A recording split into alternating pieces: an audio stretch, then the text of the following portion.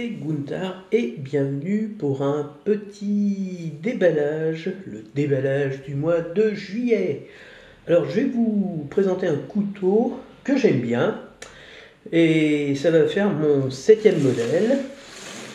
Voilà, on va le déballer bientôt, mais pour vous montrer que c'est mon 7e modèle, voilà 3 et 6 boîtes des couteaux de cette marque.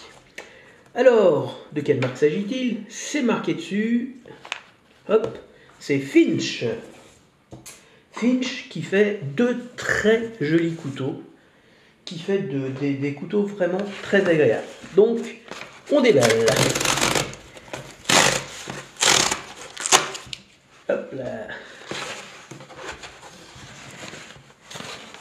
La douloureuse, on ne montre pas.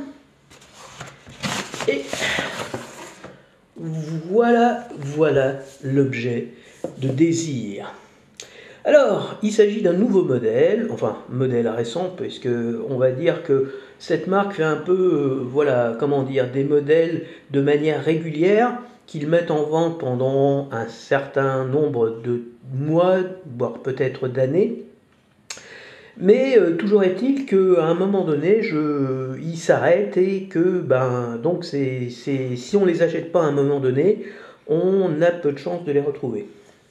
Donc il s'agit du modèle McCoy et avec des poignées, enfin pas des poignées, des plaquettes plus exactement en abalone.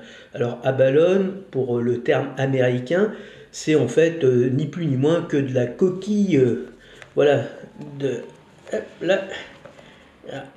On ouvre. Alors, avant de l'ouvrir, un point commun qu'ont tous les couteaux de cette marque. Déjà, c'est la boîte. Voilà. Et comme vous le savez, je fais partie des gens qui sont sensibles à l'emballage. Voilà. Ça, il y a toujours des belles boîtes en carton, solides, qui se ferment bien. Voilà. Et on trouve toujours pas mal de choses à l'intérieur. Alors tout d'abord, on trouve un petit autocollant spécifique au modèle qui est vendu. Donc là, c'est Hatfield & McCoy. Voilà. Donc chacun de ces modèles, un modèle différent. Et on va dire que c'est un peu l'emblème du couteau. Et ça, c'est peu de choses, mais c'est toujours sympa pour le client qui dit ils font quand même quelque chose pour les clients, puis ils font quelque chose pour marquer le coup. Le deuxième petit autocollant qu'on retrouve, c'est Flipping de Finch. Alors pourquoi flipping? Parce que c'est généralement des flippers, et comme vous le savez, je vous l'ai dit, le flipper, c'est putain addictif. Vous l'ouvrez, vous le fermez, vous l'ouvrez, vous le fermez, et là c'est ouvrez le Finch, ouvrez le couteau de la marque Finch. Et c'est vraiment bien vu parce que c'est toujours plaisant d'ouvrir ces petits couteaux. C'est extrêmement addictif. C'est une véritable drogue. Mais ça ne crée pas d'accoutumance, sinon qu'une accoutumance financière qu'il faut se résoudre à faire pour en avoir un nouveau modèle. Ensuite, vous avez toujours un petit carton avec le bon de garantie.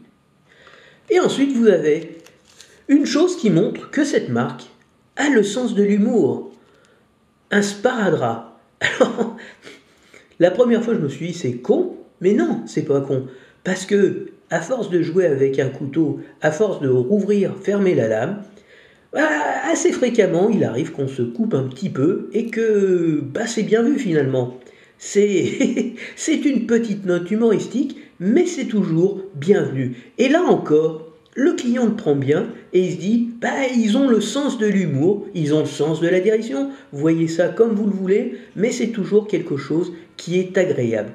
On ne nous prend pas pour des cons, il y a une belle boîte, il y a un petit bon de garantie, il y a des petits stickers qu'on va garder dans la boîte pour montrer que c'est bien ce couteau-là, c'est bien le modèle de ce couteau-là, et c'est quelque chose qui est plaisant. On ne vous prend pas totalement pour des cons. Et voilà l'objet du désir. Il est toujours dans une petite boîte avec le fond qui est découpé. Voilà. Toujours dans un petit bout de plastique. Et admirez cet objet magnifique. Les plaquettes irisées, iridescentes même, le logo Finch, et vraiment, à chaque fois que je prends un Finch, je sais que je vais apprécier l'objet. Toujours une finition impeccable, magnifique. C'est quelque chose qui est vraiment lisse, pas de décrochage. Un centrage de la lame qui est parfait. Voilà, magnifique. Et surtout, le flipper. Ah là là là là là là. Alors là, pour la première fois, parce que j'allais dire que le point commun, vous avez un liner lock pour fermer. Vous avez un liner lock, voilà, hop, et généralement, ça se referme tout seul. Il suffit de secouer un peu la lame, mais voilà. Et ça, c'est très plaisant. La forme de la lame, c'est Wharncliffe, et c'est une lame qui est assez agréable, c'est joli. Ça a quelque chose de fluide, voilà, quelque chose qui plonge. Wharncliffe, alors cliff, c'est pas du tout dans ce sens-là, mais cliff, c'est en anglais, si je dis pas de conneries, c'est la falaise. Alors une falaise chaude, je ne sais pas pourquoi on dit ça, mais voilà, en tout cas c'est vrai que ça a un petit côté, voilà, falaise, et je trouve ça une lame très fine, très ronde, très pas agressive, parce que là vous voyez le tranchant il est comme ça, c'est vraiment un couteau pour couper. Ça c'est parfait pour le sauciflard, ça c'est parfait pour oui, se couper un morceau de pain. Ça, c'est parfait pour couper. C'est un couteau pour trancher. Hein, c'est pas un couteau agressif. Et surtout avec ces belles plaquettes, ces magnifiques plaquettes iridescentes. Moi, je trouve ça super.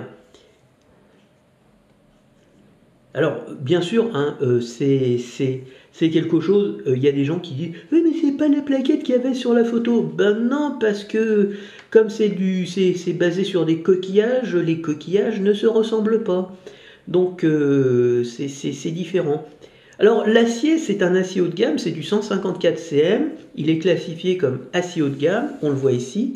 Voilà, 154 cm, McCoy. Et franchement, c'est quelque chose de très plaisant. Ils sont plutôt légers, ils sont plutôt pas gros. Voilà. Et c'est vraiment très agréable à les avoir dans la poche. C'est vraiment des couteaux extrêmement plaisants, toujours à regarder, toujours à manipuler. Et comme je vous le dis ici, donc facile à fermer à une main. Hein. Hop. Et toujours le côté addictif avec un flipper extrêmement souple, bien fait. Et voilà, hop. Donc un objet magnifique. Alors ça a un coût, c'est une marque voilà, qui coûte relativement cher. Là il faut compter c'est 127 €, un peu moins de 127 €. Mais c'est un couteau, quel que soit le modèle, je dirais presque, on n'est jamais déçu. On n'est jamais déçu parce que c'est toujours de beaux objets. Des beaux objets, bien dessinés, bien designés, avec une finition vraiment extrêmement, je ne vais pas dire haut de gamme, mais un travail de finition très très bien fait. Il n'y a rien qui dépasse. Ici c'est lisse comme les peaux d'un bébé, là voilà, là c'est d'une douceur irréprochable, c'est bien poncé, c'est bien, il n'y a rien, il n'y a pas d'aspérité, c'est magnifique, vraiment c'est du travail bien fait, et c'est vraiment une marque pour laquelle vraiment, et je dois dire que ça c'est tous les modèles, ça fait mon 7e, les 7 modèles, je les trouve magnifiques, chacun sont différents, alors qu'ils ont quand même cette unité des couteaux relativement petits, des couteaux relativement légers, et des couteaux qui sont toujours différents dans la forme de la lame, on va dire, et dans le revêtement du manche. Sachant que le manche, il peut être en bois, il peut être en G10, il peut être... souvent le bois qu'ils utilisent, c'est le cocobolo. du G10, du Micarta, voilà. Mais moi j'essaye de prendre des choses vraiment exotiques. Et quand ils sortent ce genre de modèle, je dois en avoir un deuxième. J'adore ce côté vraiment très coloré, très joli, très scintillant, très brillant. Alors que je ne suis pas quelqu'un qui aime le brillant, mais c'est vraiment quelque chose qui est agréable. Et la lame en bon acier, en acier haut de gamme, qui est vraiment très belle, qui, voilà, avec cette forme Warmcliffe, qui change, on va dire, des sempiternels drop point, clip point, ces couteaux qui sont certes très sympas, ou alors carrément spear point, voilà. Enfin, vraiment, toujours, ça c'est quelque chose de doux, je dirais presque. Ça, c'est des couteaux qui représentent vraiment une certaine forme de j'allais dire de tendresse, mais ouais, c'est un peu con ce que je dis, mais vraiment, j'adore ça parce que ils sont vraiment beaux. Ils sont, voilà. Alors, vous allez dire, ça c'est subjectif, mais ouais, bah, c'est ce qui fait qu'on aime ou qu'on n'aime pas. La beauté, c'est subjectif. Et je dois avouer que moi, je suis très sensible à certains points, voilà, comme ça, comme d'autres le sont à d'autres choses. Et en tout cas, moi, c'est un couteau, voilà, qui vaut son prix. 126 euros, 127 euros, ça vaut le prix parce que vraiment tout est qualitatif. La finition est qualitative, le montage est qualitatif, l'acier est qualitatif.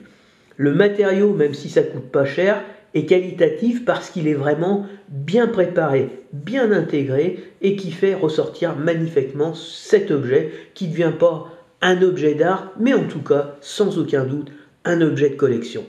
Voilà. Donc, autant le dernier, bon, certains je les achète comme ça parce que, bon, ouais, c'est pour ajouter une, voilà, parce que j'aimais bien le modèle, mais qui ont du mal à me convaincre au bout du compte parce qu'ils ont certaines, voilà, ils sont pas très, il y en a qui sont pas trop chers et qui ont quelques petites, voilà, tracas, on va dire. Mais là, je suis jamais déçu. Finch, s'il y a quelque chose que je peux dire sur cette marque, c'est que je n'ai jamais été déçu par un couteau de cette marque Finch.